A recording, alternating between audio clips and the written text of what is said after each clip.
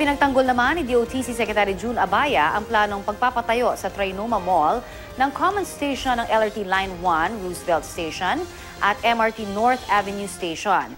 Kwinisyon kasi ito sa Senado dahil unang iginawad umano ang proyekto sa SM North EDSA na mas maraming linya raw ang masaserbisyohan at mas maigsi pa ang konstruksyon. Balitang hatid ni Tina Panganiban Perez.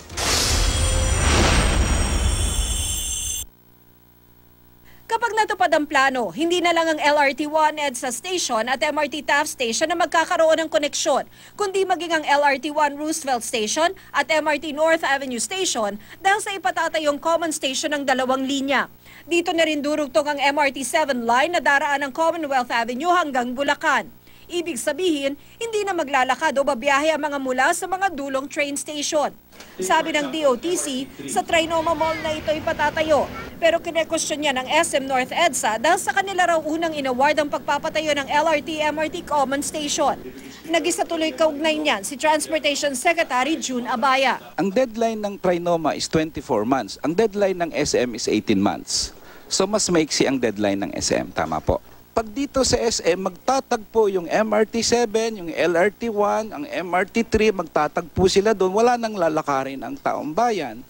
Pero dahil nilipat nyo sa Trinoma, ang magtatagpo lang LRT1 at MRT3. Mas mabilis mai-construct yung nasa Trinoma. Ang center of gravity ng development ng Quezon City ay yung Quezon City Central Business District. Kinwestiyon din ni Colmenares ang pagsasapribado ng LRT na kumikita naman umano, habang ang papaluging MRT gusto raw isailalim sa government control. Talagang napilitan na kaming pumasok dito dahil nagpapabaya na po yung private owners. But our end goal ay katulad din sana sa LRT1 na i-privatize ang operations and maintenance pero ang ownership ay mananatili sa ating pamahalaan.